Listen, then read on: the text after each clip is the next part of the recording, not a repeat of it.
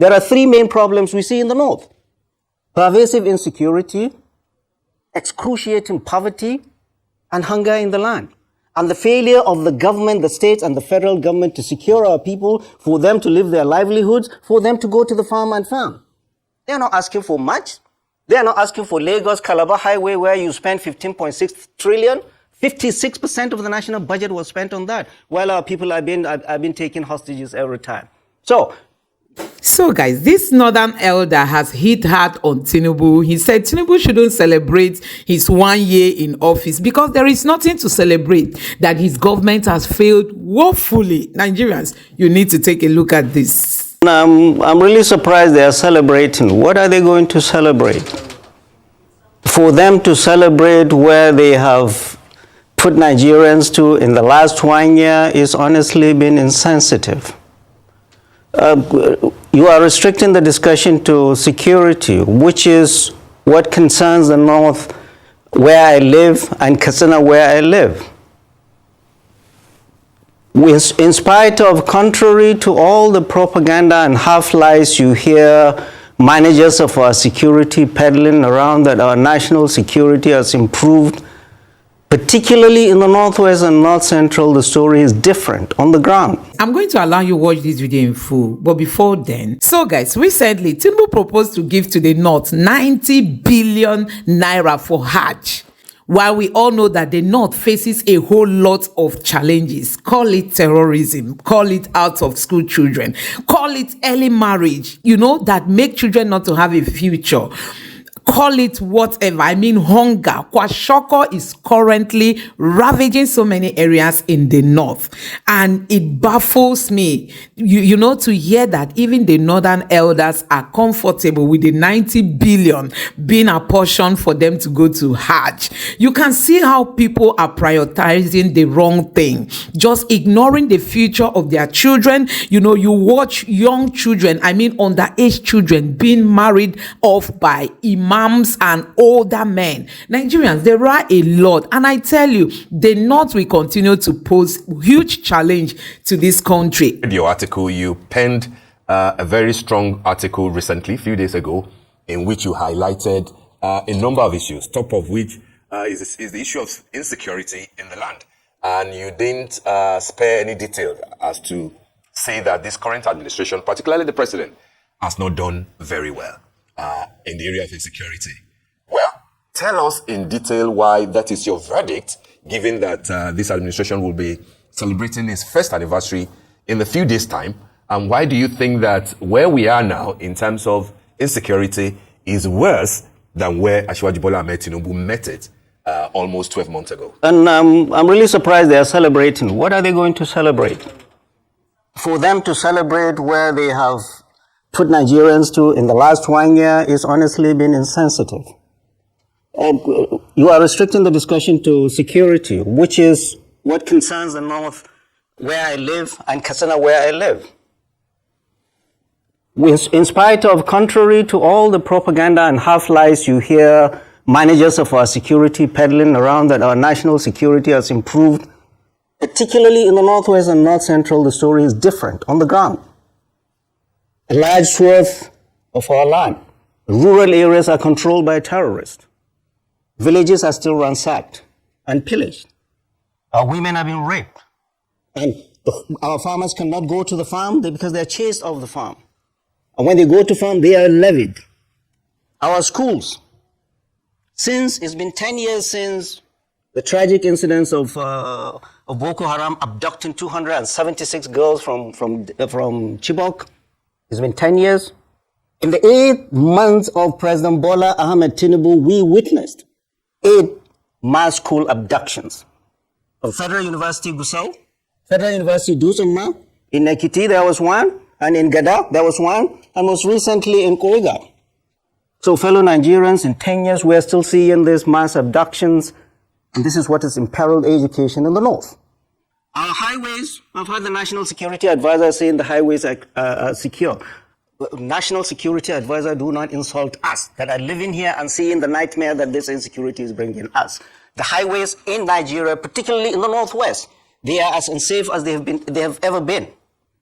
People have been abducted and killed at will by these terrorists. So do not take an early victory lap. Insecurity is imperiling the lives of people in the North. There are three main problems we see in the North: pervasive insecurity, excruciating poverty, and hunger in the land. And the failure of the government, the states and the federal government to secure our people, for them to live their livelihoods, for them to go to the farm and farm. They are not asking for much. They are not asking for Lagos-Calabar Highway, where you spend 15.6 trillion. 56% of the national budget was spent on that, while our people have been taking hostages every time. So, Nigeria appears to have the highest number of out-of-school children. Huge number of these people are coming from the north, and the northern elders don't see anything wrong with it. They accepted 90 billion for Hajj. His own opinion is that the Tinubu's administration has failed. Yes, Tinubu has not done well. At the same time, the North need to cooperate for them to gain some benefit, and they need to really focus on the future of their children. Mass abducting children and you getting them out is no success, it's failure. Look at the school in Kuriga, Kaduna State, where these children were abducted. Looked like an abattoir. Schools are not safe. Well, you brought out the 200 and whatever number of children from Kuriga, send them back home. How have you made that school safe? How have you made our schools safe? That our parents, that we can send our children to school? 400 women were abducted in Borno on the 3rd of March. Nobody's talking about them. Nobody. They're unaccounted for and they are lost. Nobody is talking about them, from the government of Borno to the federal government to this national security advisor. Nobody is talking about them. So please do not insult us and tell us security is better. It isn't. It isn't. Because the way we are doing things, we're just doing fire brigade approach. The military is taking hits all over the place, from Delta to Zamfara to Niger to Katsina. Our soldiers have been ambushed and killed every day. In the last 8 months, it's been reported that 500 officers and men have lost their lives in ambush by these terrorists. And any foe that ambushes you has a better intelligence than you. Where are we seeing this? Why are we losing soldiers, officers, and men in ambushes to this ragtag terrorist? So please, security is not better. And we get insulted when we hear those that are supposed to advise the president coming to tell the world, at no less a place in the convocation of Usman Danfodio University, that security is better. No, it isn't. It isn't. And we must do better. And the way it's been done, we are not going to get there. Taking care of the security in the north, that which I know of, you must be able to do it sincerely, in a very strategic way, holistically, and involving everybody. And I've said it time and time again. Banditry is a social problem that has been left to fester, and we are now increasingly militarizing it. It's not a military problem, and it can never be won on the battlefield. A dialogue is a legitimate tool in any warfare, and we must do that. Zamfara state governor is saying, there's no dialogue. See where we are today? He's fighting with the minister of state from Zamfara.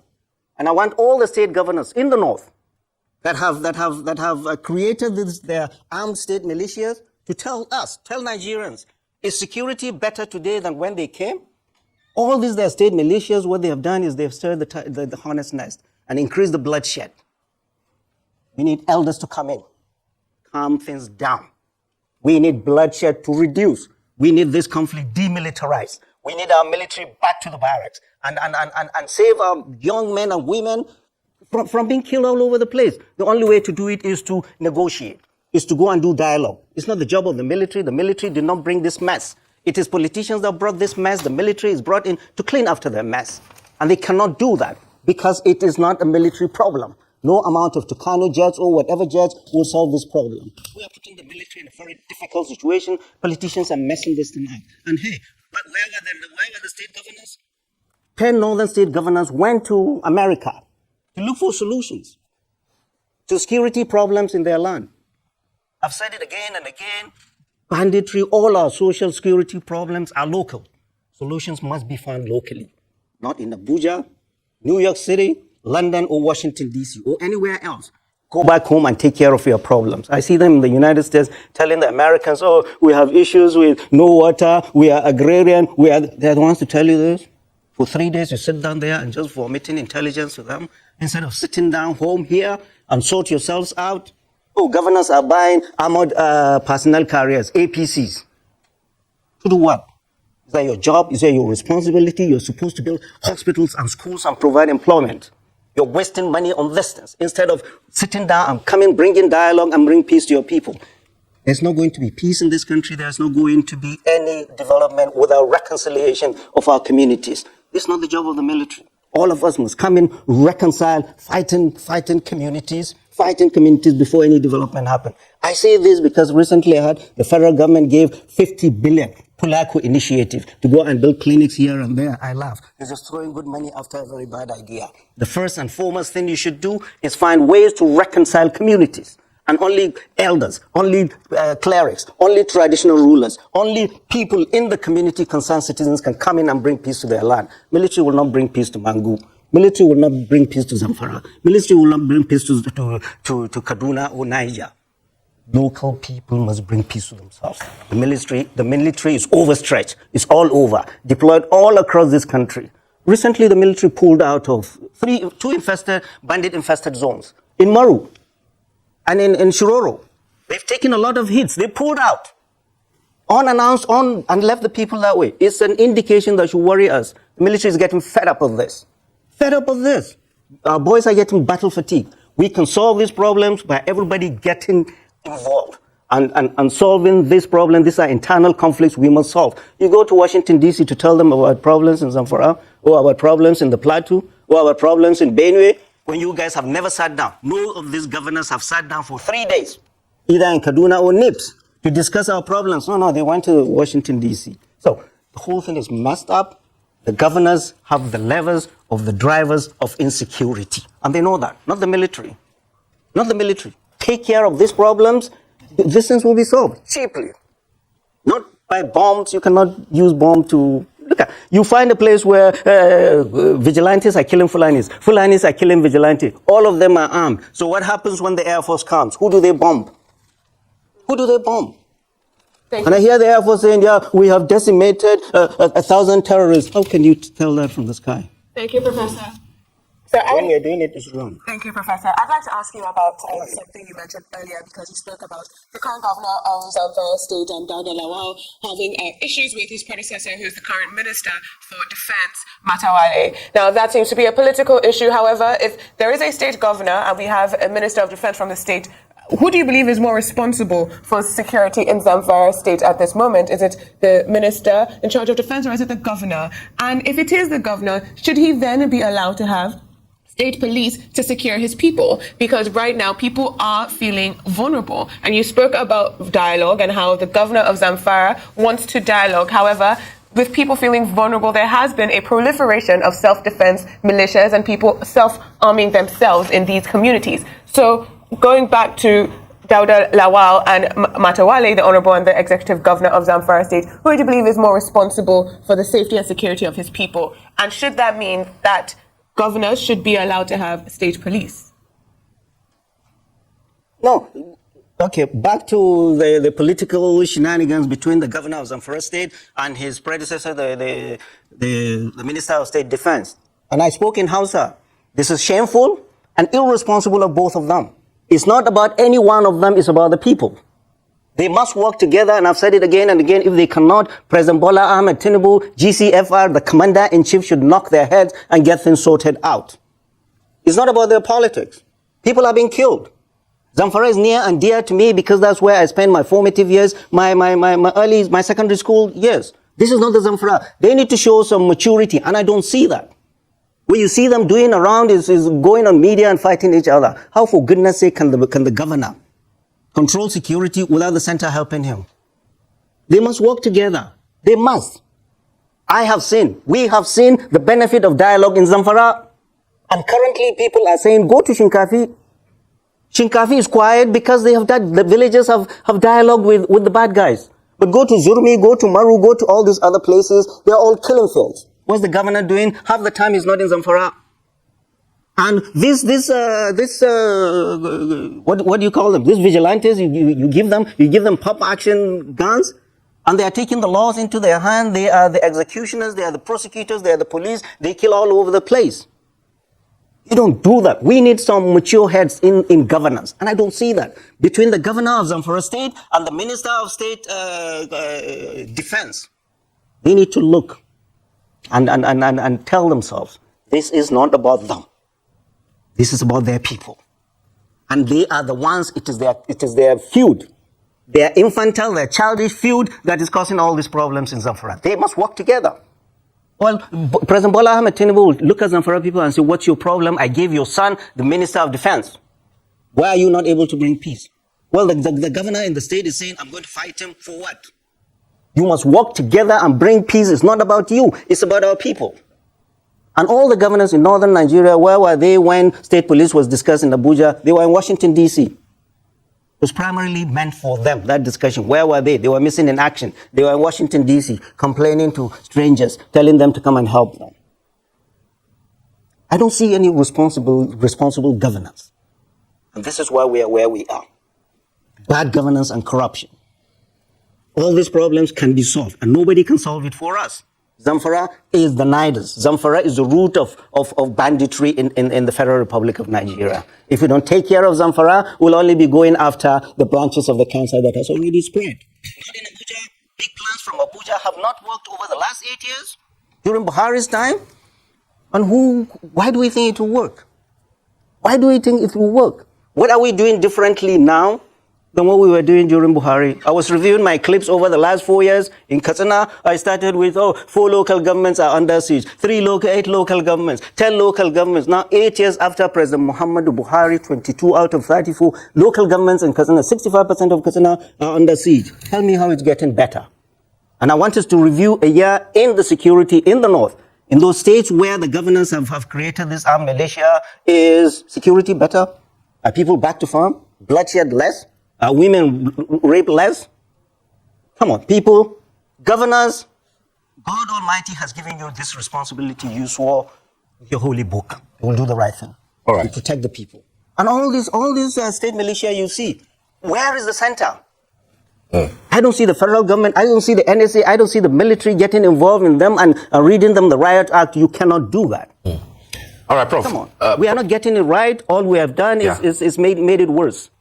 Okay, Prof, let me quickly cut in there so that we can also mention the conversation properly. You've highlighted all the ills. You've blamed, to an extent, the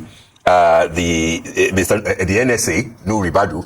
But I wonder why you think, or what would be your view as to why the North continues to be vulnerable as far as insecurity is concerned in the country. You have apportioned some blame to the NSA, but of course the Northerner is the NSA, the same way that the Northerner is the Vice President, Kashim Shettima. A Northerner is the CDS. General Christopher Musa, who, by the way, invited, Prince Harry and Meghan Markle the other time because of the Invictus Games. Another is the Chief Security Officer to President Tinubu, as you know. Even his ADC from Kwara is also a Northerner. Why then do you think that those who are in authority, who are Northerners, are not sufficiently addressing the problem of the North? And why do you think that the North continues to be vulnerable to bandits who apparently are from the North, ravaging their own in the North? What therefore do you think that this administration should do differently from what Muhammadu Buhari did in 8 years? Right, it was on this program I said it. I mean, we've had 8 years of President Muhammadu Buhari, and now fast forward, here we are. The Vice President number 4, the Speaker, the Vice President number 2, the Speaker number 4, all the Ministers of Defense, the most senior military officer, the Minister of Police Affairs, the National Security Advisor from the North. I said it. I was the first to say it on this your program, and that we in the North, we need to look at ourselves and ask that question, why? And all these new entrants, the new NSA, the CDS, they're new entrants into this. We've had an NSA prior to that, the longest serving NSA, all we had from him each time, just screaming and talking grammars that are meaningless. But here we are. So it's something we need to look at and ask ourselves why. I'm a doctor. Why am I into this? Because this country has given my generation more than we can ever give back. I don't see us, if I die today, I will not be able to leave this country the way our parents left it for us. Question is one, corruption and bad governance, leaders of our time. They were good custodians of that which they were invested with. They trained us well. They invested in us. We went into the world from the village primary and secondary schools. We went into the world and competed favorably in some of the best centers in the world. We're back home. We are not going to fold our arms and see us. Primarily, we must look at ourselves in the north. Just don't go around Abuja in your big black SUVs and positions. Positions mean nothing if you don't translate that position into actionable things to benefit your people. Your people voted you in. President Bola Ahmed Tinubu, I said it again and again, does not know our insecurity, and from his words and deeds, sees all of that as irritants. He's more interested in the economy. He's handed the lesson to you, and everybody is doing his own. Governors are acting as supreme. They're sovereign. Nobody will sit down collectively together, all of them. All these problems are solvable. Close the door. Why are we where we are? Pervasive insecurity that you've not been able to secure this country for the past 8 years. Excruciating poverty and hunger in the land of plenty. Our people in the north are lining up like defeated people, while in the south they are building a 15.6 trillion highway. We in the north, we are not doing well. We are here in Abuja distributing money to themselves. The Ningi Gate, you forgot? So the failure is ours. I've said it again and again. Position means nothing. All these SUVs you're going around mean nothing, because all of you, we've had chiefs of army staff, chiefs of service, ministers, whatever. When they retire, nobody can go back home and spend the weekend without these big black guns. We are all IDPs in Abuja. We must go back home and fix our land. And only us can do it. Not the military, but us. Military is overstretched. Military cannot do this. It's overstretched all over the country. So, fellow Nigerians have said it. I'm the first to say it. We have failed our people, we leadership of the North. We leadership in election. So guys, and winning, it is becoming clear that the power, North have not really translate realized into some of the mistakes they are making. And even the elders, they still hold on to their religion more than other key things. The whole world is looking forward to, overtaking other countries, but Nigeria, especially in the northern parts of the country, they don't even care about all that. So you can imagine where imams are marrying off underage children. Children, they should canvas for them to go to school, for them to be equipped, for them to be skilled, for them to learn, other skills and have a better future.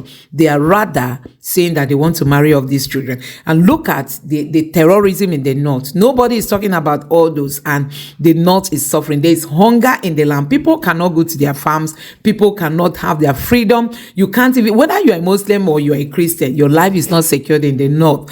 And the leaders are not seeing anything wrong with all this. They rather prefer to go to Hajj. They are celebrating Tinubu for giving them 90 billion to go to Hajj, instead of them canvassing for their children to be sent to school. So guys, I don't know what you make of this video. Let me know what you think in the comment section below. Please don't forget to subscribe to the channel and turn on the notification bell. Thank you.